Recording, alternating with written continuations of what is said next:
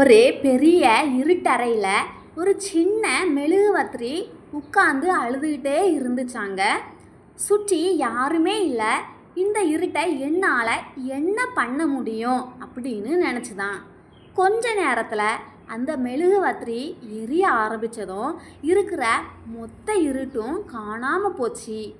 இது மாதிரி தாங்க நம்ம வாழ்க்கையும்.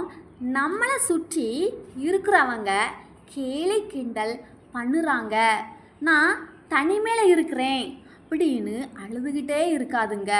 இருட்டை திட்டுறதை விட்டுட்டு நீங்கள் மெழுகுவர்த்தியாக எரிய ஆரம்பிச்சிங்கன்னா உங்கள் வெற்றியை பார்த்து இந்த மொத்த உலகமே வியக்கும். தனிமை உங்களை கொல்ல வர்றது இல்லைங்க, அது உங்களை செதுக்கிற ஒரு தியானம். இந்த உலகம் உன்னை இருட்டில் தள்ளுதா, கவலைப்படாத. அங்கேயும் நீ ஒளிகிற நட்சத்திரமாக மாறு. ஏன்னா வெளிச்சம் வரும்போது அங்கே இருட்டுக்கு வேலையே இல்லை. தேங்க்யூ.